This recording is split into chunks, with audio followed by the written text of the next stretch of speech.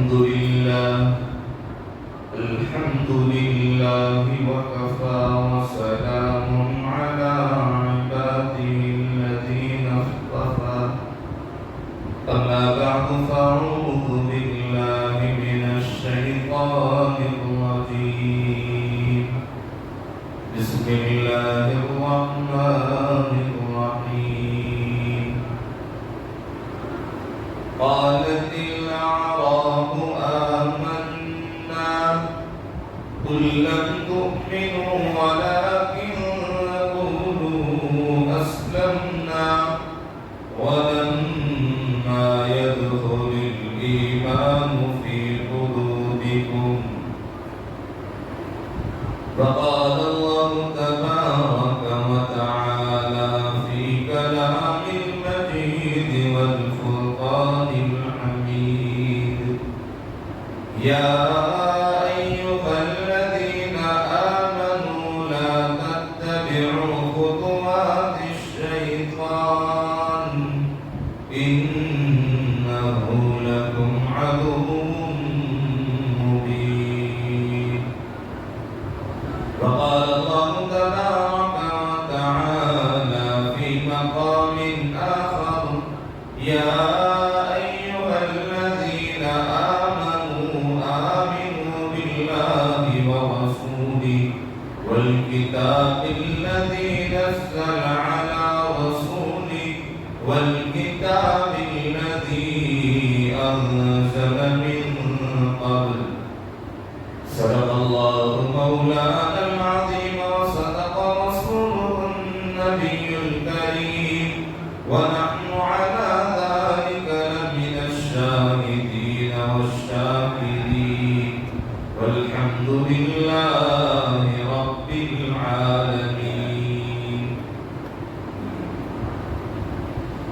میرے محترم بھائیوں، دوستوں اور بزرگوں، اللہ رب العزت کا بے انتہا فضل و کرم اور احسان ہوا کہ اللہ تبارک و تعالیٰ نے ہم تمام کو بغیر مانگے مسلمان گھرانے میں پیدا فرمایا۔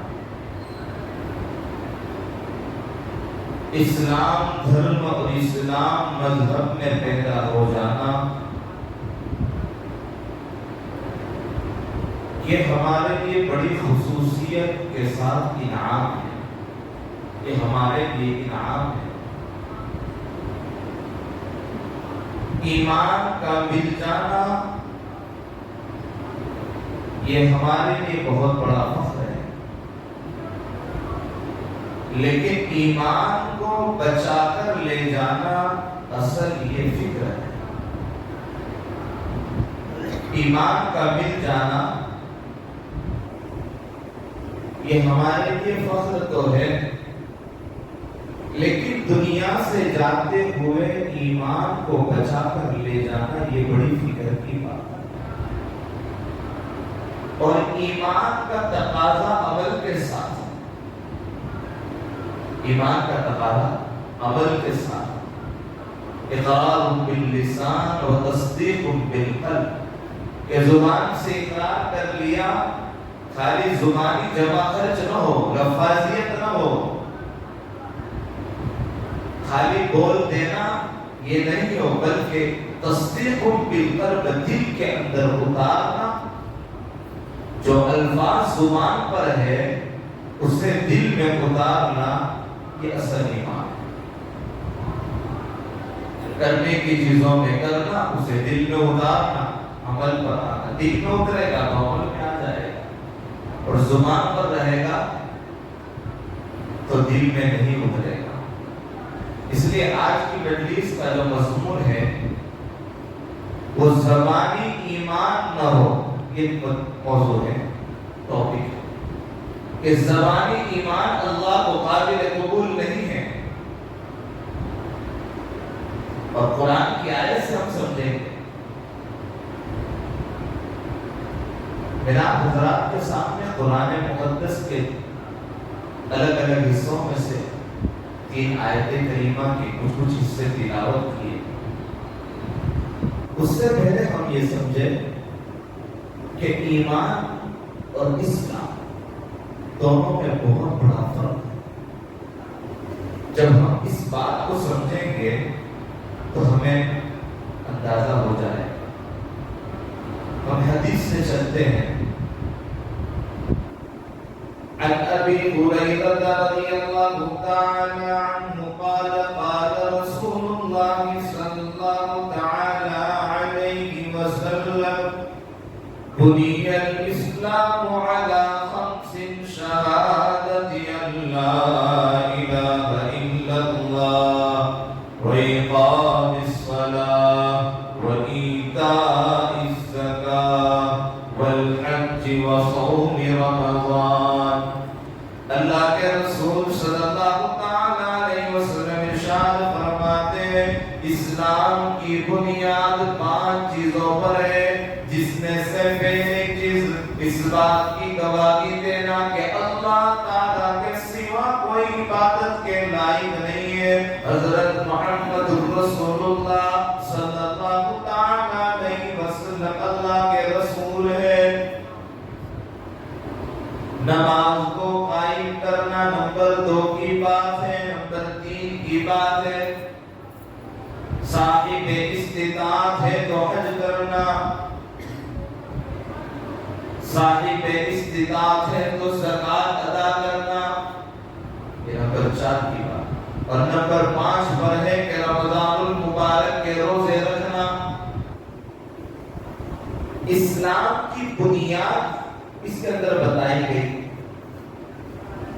اب اسلام کی بنیاد میں 5 چیزیں آئیں۔ کتنی چیزیں آئیں؟ 5 چیزیں۔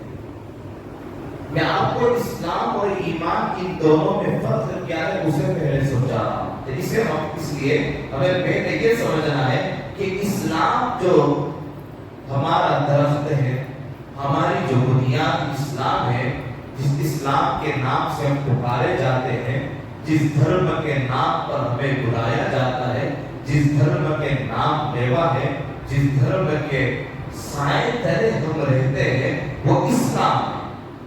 اور اسلام کی جو 5 بنیاد ہے اس میں سے ایک اللہ کی عبادت ہم کرتے ہیں اور نبی کی گواہی دیتے ہیں کہ ہمارے نبی محمد رسول اللہ ہے، یہ ایک۔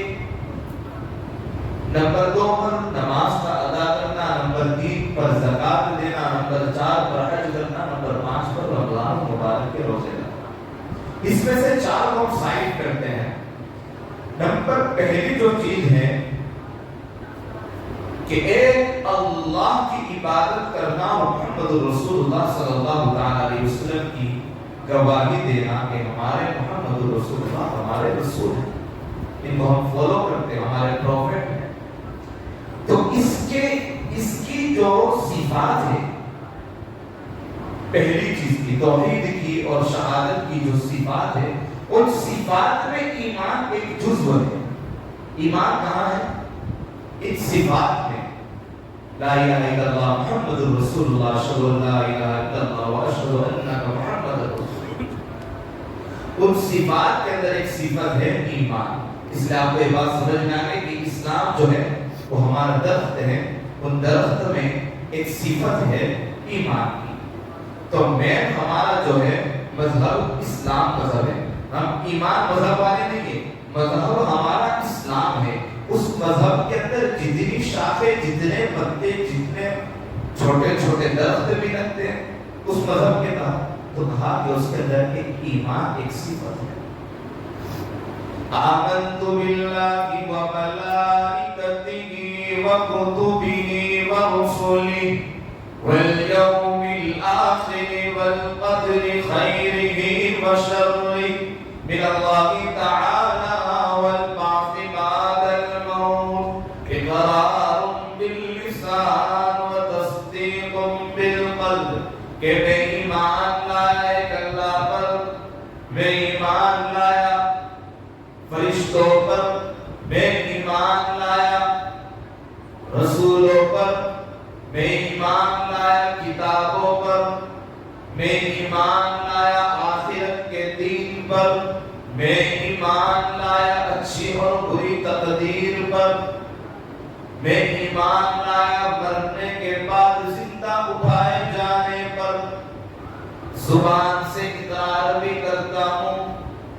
اور دل کی تصدیق بھی کرتا ہوں۔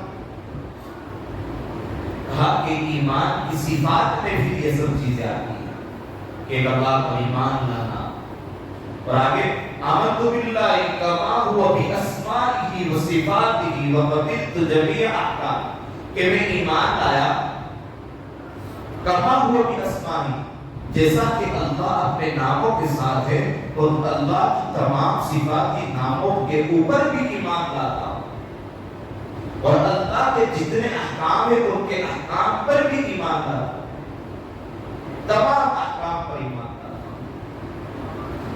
تو ایمان اور اسلام میں ہمیں یہ فرق ایک سمجھ میں آیا، قرآن کریم کی آیت سے بھی ہم سمجھیں گے کہ ایمان اور اسلام میں فرق کیا ہے۔ میرے خطبے کے دوران آپ حضرات کے سامنے قرآن مقدس کی آیت کریمہ جو پیش اس میں اللہ تبارک و تعالی ارشاد فرماتے ہیں قالت الاعراب آمنا قل لم تؤمنوا ولكن قولوا اسلمنا ولما يدخل الايمان في قلوبكم۔ اللہ کے نبی صلی اللہ تعالی علیہ وسلم کی خدمت میں کچھ دیہات عرب کے دیہاتی علاقے سے کچھ دیہاتی اللہ کے نبی صلی اللہ تعالی علیہ وسلم کی خدمت میں آنے لگے۔ میں اس آیت کریمہ کا بیک گراؤنڈ، اس کا پس منظر، اس کا شان نزول کیا ہے، یعنی یہ آیت کریمہ کیوں نازل ہوئی، اس کو آپ کو سمجھانا چاہوں۔ تو اس آیت کریمہ کے ضمن میں فرمایا کہ جب یہ آیت کریمہ نازل ہوئی تو عرب کے دیہات کے رہنے والے کچھ دیہاتی اللہ کے نبی کی خدمت میں آنے لگے،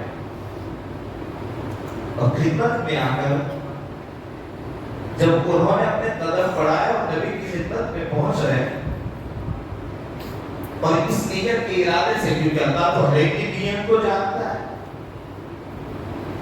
کہ ہم اسلام مذہب میں آ گئے، ہمیں مال کے اعتبار سے کوئی فائدہ نہیں ہوا،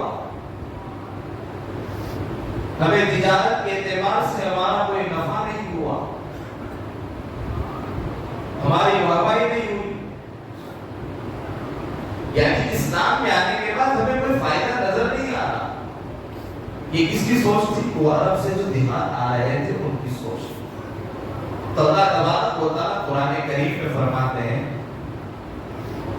کہ عرب کے دیہاتی آنے لگے اللہ کے نبی کی خدمت میں، قُلْ لَمْ تُؤْمِنُوا وَلَكِنْ قُولُوا أَسْلَمْنَا، اے نبی وہ آنے والوں کو اعلان کر کے کہہ دو کہ تم میرے پاس تو آئے ہو، اس حال میں آئے ہو کہ تم ایمان والے نہیں ہو، ہاں تم نے اسلام کو تو فالو کیا ہے، تم مسلمان سماج اور اسلام مذہب میں تو آ چکے ہو، لیکن تمہارے دلوں کے اندر وَلَمَّا يَدْخُلِ الْإِيمَانُ فِي قُلُوبِكُمْ، ابھی تک تمہارے دلوں میں ایمان داخل نہیں ہوا ہے،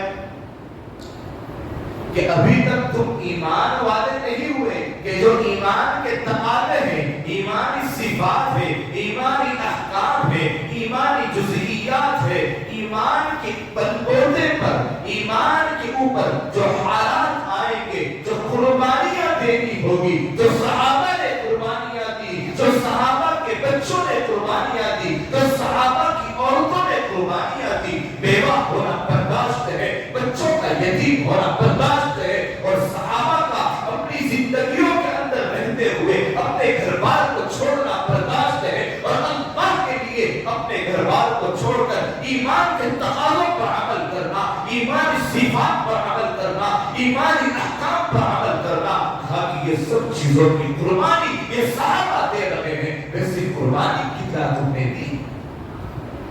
ابھی تو اسلام مذہب میں داخل ہوئے، اور اسلام مذہب میں داخل ہو کر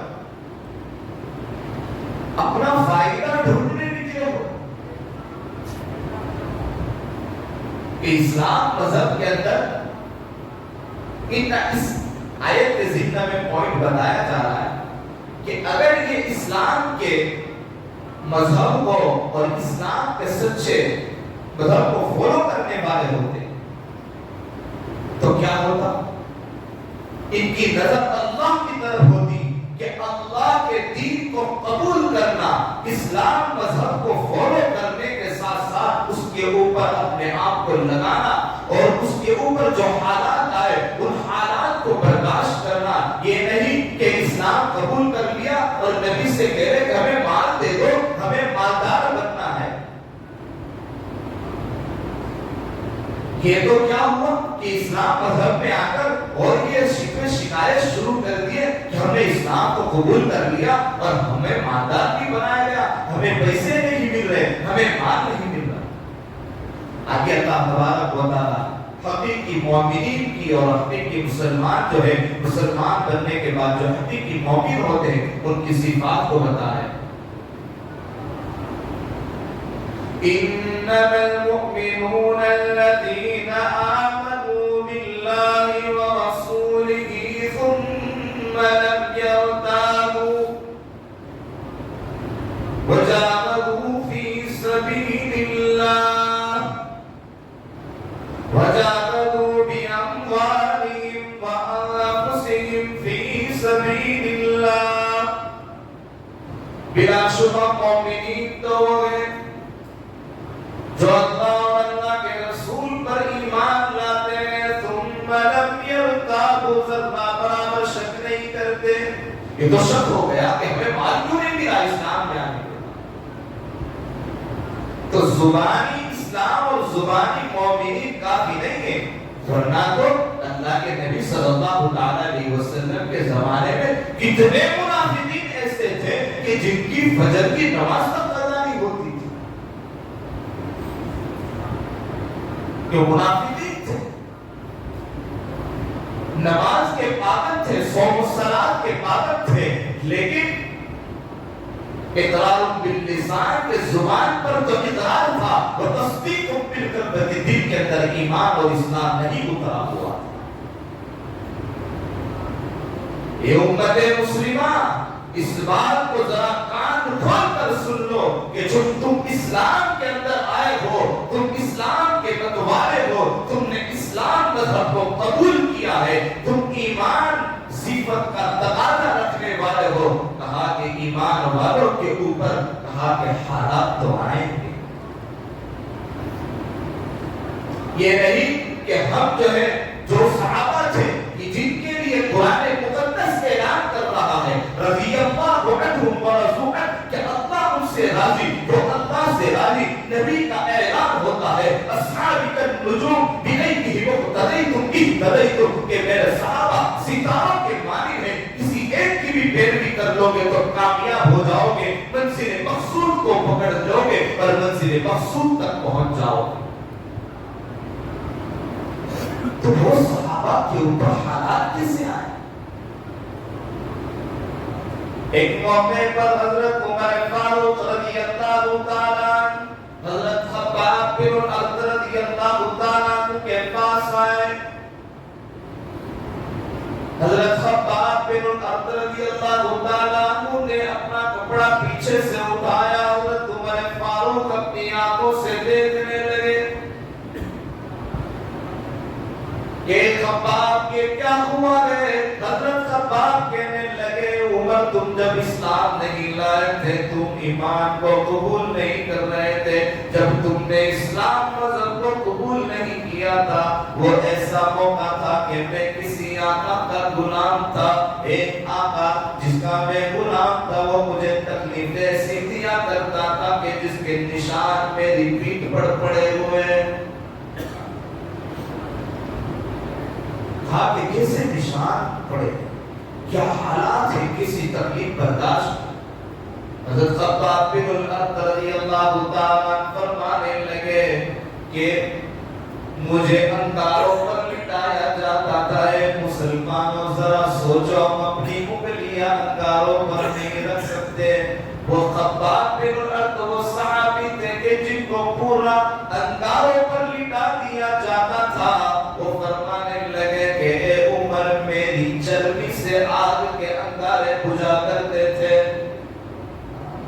پھر کہنا آپ کے لیے سننا بہت آسان ہے۔ کہا کہ اسلام کو اپنی زندگی میں بسایا، ایمان کو اپنے آقا محمد رسول اللہ صلی اللہ تعالی علیہ وسلم کی سنت کو اپنی زندگی میں بسایا، کہا کہ اس کے لیے کتنی تکلیفیں برداشت کرنی پڑی۔ آج ہم یہ کہتے ہیں کہ ایمان کے اندر آنے کے بعد ہم پر حالات آ رہے، وہ صحابہ کی جن کو کئی وقت کا فاقہ رہتا تھا، وہ تو نبی کی دعا ہے کہ ہم روزانہ کھانا کھا رہے ہیں، ہم کو اللہ بھوکا نہیں رکھتا۔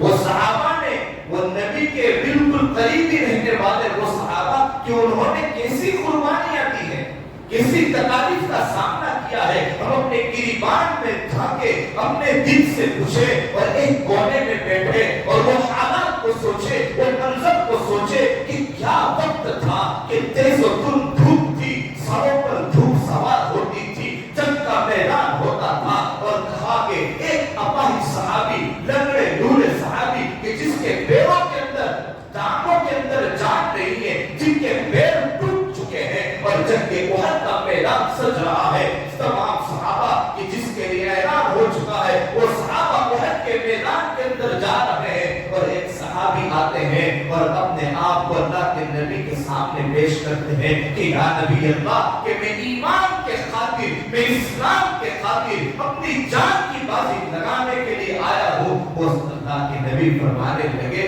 کہ صحابی تمہارے پیروں میں وہ طاقت نہیں ہے، کہ صحابی کہ تم جو ہے اپاہج ہو، ان کو جتنا ثواب ملے گا تمہاری نیت کے اوپر، تمہارے آنے پر تمہیں بھی اتنا ثواب ملے گا، آپ چلے جائیے۔ اتنے میں ان کے فرزند، ان کے بیٹے آتے ہیں، وہ صحابی کے بیٹے، اور کہتے ہیں کہ ابو جان کو گھر پر روانہ کر دیجئے، یا نبی اللہ مجھے جنگ کے میدان کے اندر قبول کر لیجئے۔ اللہ کے نبی ان کے بیٹے کو قبول کرتے ہیں، وہ صحابی کی آنکھوں سے آنسو نکلتے ہیں، اور آنکھوں سے آنسو کی حالت میں کہتے ہیں کہ یا نبی اللہ، میرا بیٹا تو اللہ کے راستے میں چلا جائے، میرا بیٹا تو اللہ کے راستے میں شہید ہو جائے، اور میں کس منہ سے اپنے گھر پر جاؤں، میں کس کو منہ دکھاؤں، میں نے ایک نیت کی ہے، بس میری ایک نیت سن لیجئے یا نبی اللہ، میری ایک نیت ہے۔ اللہ کے نبی کہتے ہیں کہ بتائیے کیا نیت ہے؟ فرمانے لگے کہ میری یہ نیت ہے کہ کل قیامت کا دن ہوگا اور اللہ مجھے پوچھے گا کہ عمرو بن جموح، اے عمرو تو کس حال میں آیا ہے؟ میں اللہ سے کہوں گا کہ یا اللہ، کہ میری ٹانگوں میں طاقت نہیں تھی، میں اپاہج تھا، میں کٹے ہوئے پاؤں سے شہید ہو کر تیرے دربار میں آیا، میں کٹے ہوئے پاؤں سے شہید ہو کر تیرے دربار میں آیا ہوں، بس میں اللہ کے سامنے یہ اپنا ایک عذر پیش کرنا چاہتا ہوں اور اس احد کے میدان میں شہید ہونا چاہتا ہوں۔ اللہ کے نبی نے ان کے یہ الفاظ سنے اور انہیں قبول کر لیا۔ آگے کی بات دیکھیے کہ جب تمام صحابہ جو شہید ہو گئے، ان شہید صحابہ کو لایا گیا، وہ تمام شہید صحابہ کو جتنے بھی شہید ہوئے تھے ان کو ایک جگہ جمع کر کے مدینہ کی طرف لے جانے لگے، تو ان میں سے یہ صحابی جن کا نام کیا تھا؟ عمرو بن جموح رضی اللہ تعالیٰ، کیا نام تھا؟ عمرو بن جموح رضی اللہ تعالیٰ، ان کو جب لے جانے لگے تو وہاں سے وہ ہٹنے کے مدینہ کی طرف لے جاتے تو وہ تیار نہیں ہوتے، ان کا اونٹ چلنے کے لیے تیار نہیں ہوتا، وہیں پر رکھتے تو وہیں پر ٹھہر جاتا۔ تو اللہ کے نبی صلی اللہ علیہ وسلم نے فرمایا کہ ان کے گھر پر جائیے اور کیا ماجرا ہے پوچھ کر آئیے۔ تو گھر پر پہنچتے ہیں، پردے سے پوچھا جاتا ہے کہ حضرت عمرو بن جموح نے کوئی نیت کی تھی؟ تو ان کی اہلیہ محترمہ نے کہا کہ جی ہاں، ہمارے شوہر نے، خالد نے، صحابی نے یہ نیت کی تھی، اللہم لا تردنی الی اہلی، کہ اللہ، اے اللہ مجھے اپنے گھر کی طرف نہ لوٹانا، حی رونے کی طرح، چاہے میں زندہ رہوں چاہے مر جاؤں، میری زندگی کی حالت میں بھی مجھے مت لوٹانا یا اللہ، اور مرنے کی حالت میں بھی مجھے مت لوٹانا۔ یہ الفاظ نبی کے کان میں پڑھنا، نبی کے پاس ان الفاظ کا سننا، تو اللہ کے نبی کہتے ہیں کہ یہ وہ صحابی ہے کہ جن کو اسی جگہ پر دفن کیا گیا، احد کے میدان۔ میرے دوستوں قربانیاں لگی ہیں، ہم اپنے آپ کی قربانی دیں۔ آج ہمارے گھروں میں قرآن ہے، وہ صحابہ تھے کہ جو قرآن کو پڑھا کرتے تھے۔ آج ہمارے گھروں میں قرآن ہے، قرآن تاکچے کے اندر سجا ہوا ہے، زبانوں پر قرآن نہیں ہے۔ آج ہمارے گھروں کے اندر مستورات کا حال یہ ہے کہ ان کے دل و دماغ کے اندر ایمانی فضا آئی نہیں ہوئی ہے، ان کو ایمان کی باتیں سمجھ میں نہیں آتی، نبی کا طریقہ سمجھ میں نہیں آتا، عائشہ صدیقہ کی زندگی گزارنا پسند نہیں کرتے، بیٹی فاطمہ الزہرا کی زندگی پسند نہیں آتی۔ آج ہمارے نوجوان کو حضرت عمر رضی اللہ تعالیٰ کو جو فالو کرنا ہے ان کو فالو کرنا پسند نہیں آتا، صحابہ کو فالو کرنا پسند نہیں کرتے، ایکٹروں کو فالو کرنا اچھا لگتا ہے، ہیرو کو فالو کرنا اچھا لگتا ہے۔ ہمارا آئیڈیل بدل چکا، ہمارا راستہ بدل چکا۔ ہمارا راستہ تھا وہ آقا بدری محمد رسول اللہ صلی اللہ علیہ وسلم، ان کے راستے پر چلنا تھا، ان کو فالو کرنا تھا۔ آج ہم نے اپنے راستے بدل دیے، آج ہم نے اپنی زندگی بدل دی، ہماری زندگی بدلی راستے بدلنے سے اہدنا الصراط المستقیم والی راہ پر آنا ہے اور اسی راستے کو فالو کرنا ہے۔ اللہ تبارک و تعالیٰ کئی سنی باتوں پر عمل کی توفیق عطا فرمائے۔ آمین و آخر دعوانا الحمدللہ۔